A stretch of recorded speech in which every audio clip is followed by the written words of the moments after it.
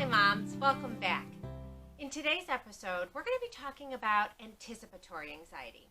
And I was trying to think of, how many different times we are coming up against something in planning to get pregnant, waiting for a positive pregnancy test in anticipation, waiting to go to our first OB visit, waiting for that first ultrasound. I want to see baby on the screen. I want to know baby is healthy.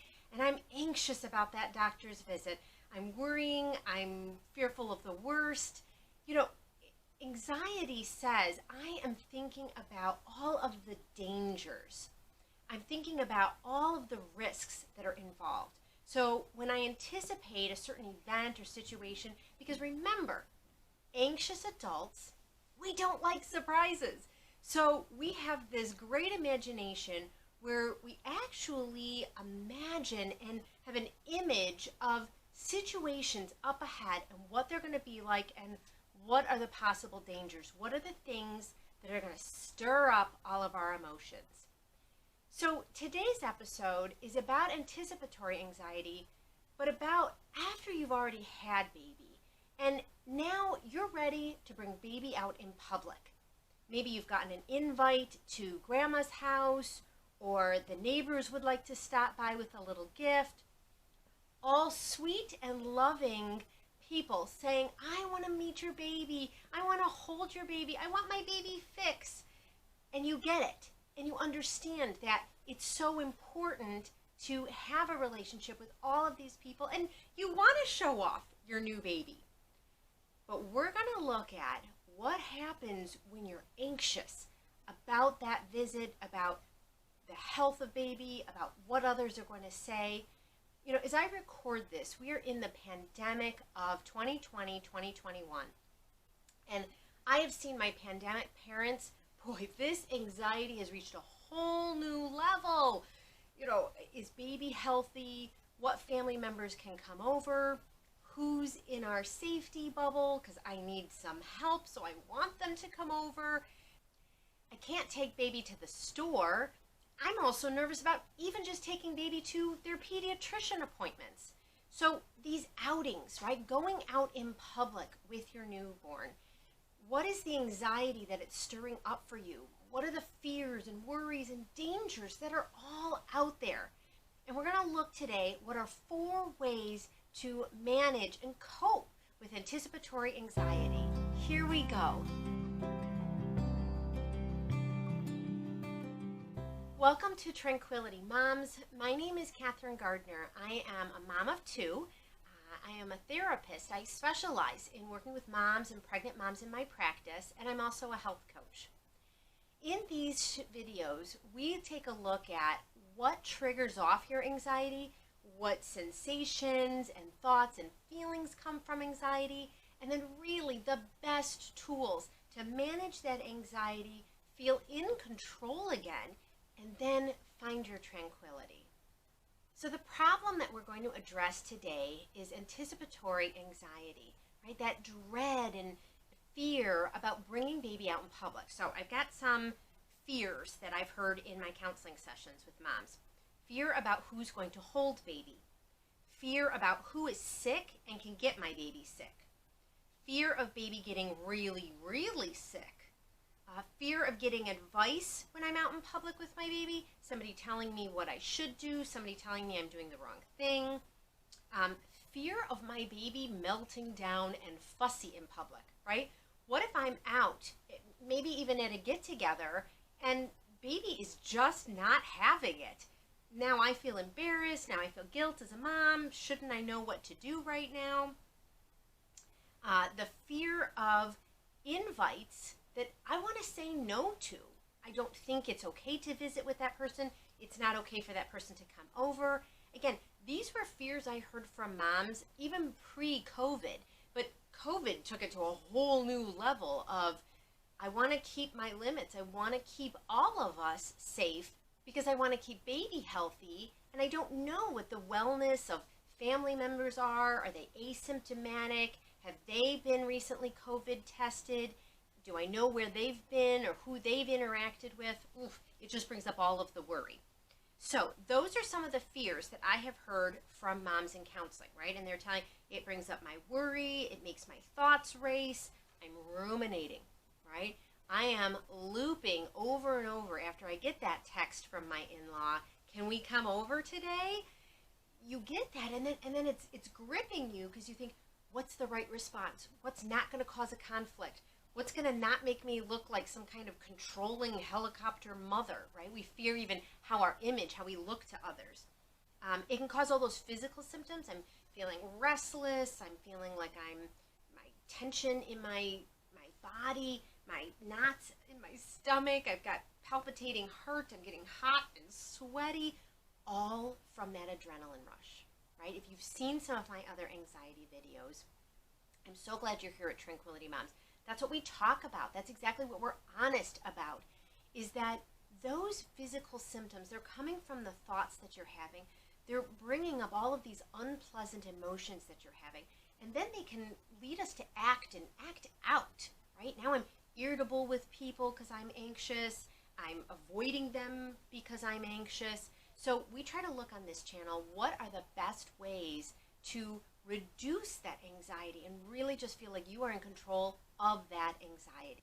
So my definition of anticipatory anxiety is that anxiety, worry, and fear that comes up for us in our thoughts and our feelings and our body sensations and our actions, all four parts, that is telling us there's something in the future, I anticipate it coming up, and I'm already jumping to conclusions that it's not going to go well.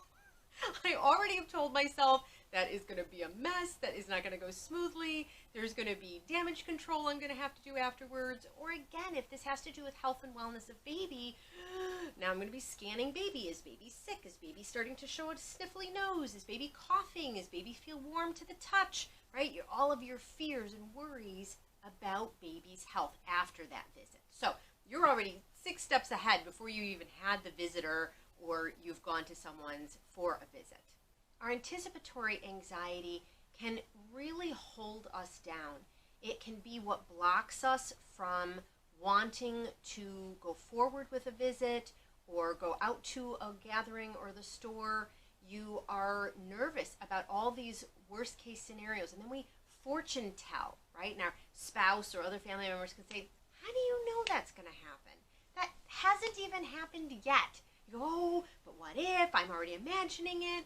So let's go to 4 ways that I have for you that you can manage, right? You can really just feel like you're coping with your anticipatory anxiety because you have this dread of going out in public with baby. Number 1 is to identify your boundaries. And what are our boundaries? I say imagine how you would put up your imaginary gate. And these are things, use a specific example. Okay, my in-laws have called and they said, can you come over? We want to see baby again. We want to give kisses and love to baby. And you get that knot in your stomach, right? It's a real trigger for you. You acknowledge, ooh, I feel really nervous about that visit. It's important to identify, what are my boundaries? Am I comfortable with other people holding my child yet? Am I comfortable going into their home environment? I don't know what's safe there. So you're not sure of the cleanliness of their home, right? Is the air quality, is someone in the home a smoker? And you say, oh, okay, I'm not comfortable with that. How you identify your boundaries is going back to your facts, right? So if you've seen some of my other videos, we talk a lot about fact finding and how the opposite of anxiety is facts, right? I've done videos on anxiety in postpartum, anxiety in each of the 3 trimesters, the different development of pregnancy and the baby, adjustments into just general motherhood. We're looking at, what are my facts, right? Has my pediatrician told me that my baby should not be around someone who is a smoker? Has my pediatrician advised me that I should not be around individuals with my newborn during COVID, right?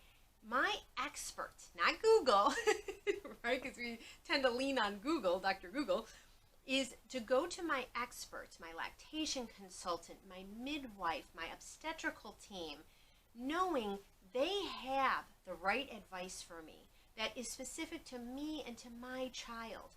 I want to take those facts, sit down with my spouse, and come up with a game plan. We're going to go to that visit, or we're going to invite them here, right? Maybe we have more control in our own home environment as to how the visit is going to go, or that we're only going to be outdoors in our home. We're not going to even come inside. That visit and those parameters become the boundaries that you and your spouse communicate to those in-laws, to those neighbors, to other loving people who just want to see the baby, who want to hear your story of how delivery went and how things are going in motherhood, that you can set up for them. Thank you for visiting. This is the way that the visit is going to go. And that way, you're already clear. You've already come up with a game plan, right? It's so awkward and brings us so much anxiety when we show up or we've done it. We haven't thought this through. We do not have a game plan. We are thrown off, and it still can happen. But we're thrown off, and we go, I'm not even sure how to respond, or I didn't realize that that was going to happen, and we don't have the words for it. That takes us right to my second way of handling and coping with your anticipatory anxiety, and that is focusing on good, clear communication. Unfortunately, when we're anxious, we can get very wishy-washy. We can kind of talk around the topic. We can sort of think we're lending them hints. Here, this is what I'm trying to tell you I'm saying. Okay, no. Everybody needs to hear it from you. Direct and firm, clear as can be. This is what our limits are, right? If this is a situation where you're ready to take baby out to the store, you say, Mom needs to get out of these walls. I need to get out. Okay. You head out to the store, you're walking and pushing the stroller, and I've had this happen, and a woman comes up to the stroller like, oh, what a cute little baby, and starts like touching my child's face, and I'm like, stop, I don't know who you are, I don't know what your cleanliness is, and this is all making me very uncomfortable. So I need to be able to assert myself. Assertive communication has those three parts: direct, polite, and firm, right? And all three of those, whether we're speaking that to a loved one, right? I mean, this is the boundaries we might even have to hold with our own family members. You know, you could say to your sister, we've directly to her, this is the decision we as a couple have made. This is what we've talked to our pediatrician about, right? If you say it's RSV season or flu season, okay, you know what? We'd like to ask how your health of your family has been over the last week. Any symptoms? Do your little children have fevers? Anything we should know about before we come over for the visit? Clear. No questions asked. What you're wondering, what you want to know about for health. If touching the baby, holding the baby, you know what? If one of your parents has been a little wobbly on their feet, not as sure-footed, Mom, when you hold baby, is it okay if you sit here in this chair and hold baby instead of walking around? Because there could be an accidental fall, and everyone would feel terrible in that situation. But you're direct, you're firm about it, but you're also very polite, right? That is where we are really reiterating how important it is that baby has this relationship with the family. Everybody gets to know and cherish and see this little one grow up. The third way to cope and handle your anticipatory anxiety is to recognize what's happening in the here and now. What has already happened? Because anticipatory anxiety says, I'm using my wild imagination to fortune tell, to jump to conclusions about situations that haven't even happened yet. If part of your anxiety is about baby melting down and missing a feeding or getting a blowout diaper in the middle of somewhere, okay, that might happen, absolutely, and you'll be as prepared as possible. But getting your emotions and your body sensations all stirred up, using all of that energy before it's even happened, is not going to serve you well. So it's really keeping in check and keeping it proportionate. I'm a planner and I want to know and be organized for things that might happen while we're out, right? If I lose the first binky, I better have a backup binky. All right, so I'm planning that. I'm anticipating how to pack the diaper bag. However, putting myself into a state of panic doesn't change how the outcome could or couldn't go while I'm out. Yes, baby might cry, and all moms, all of us have been embarrassed or uncomfortable or felt guilt about, I'm not sure what to do, or this isn't happening, or we're just going to have to leave early. We just aren't able to stay like we used to.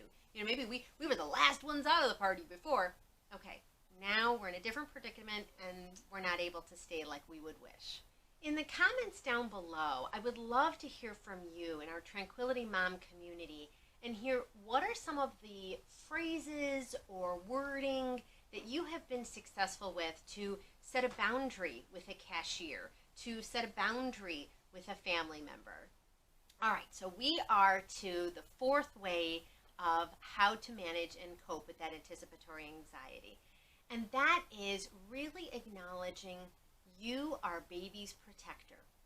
It's okay that you look over all of the circumstances that could affect baby's wellness or safety. That's your job.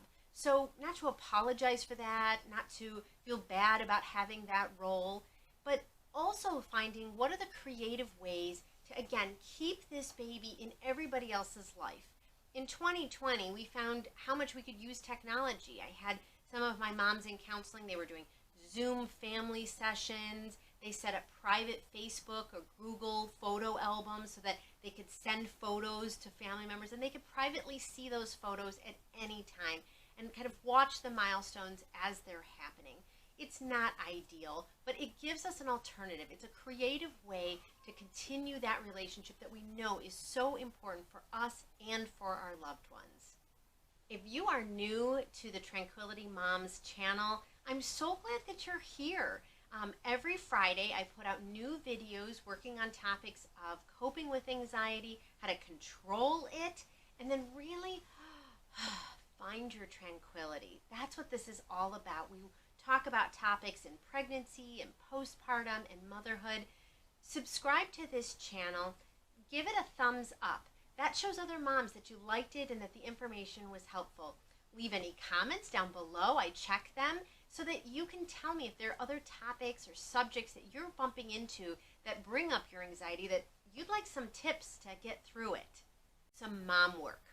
In today's mom work, I want you to write out, right? It's kind of a journal entry or a piece of paper or even a diagram drawing that shows what is the upcoming situation that you dread.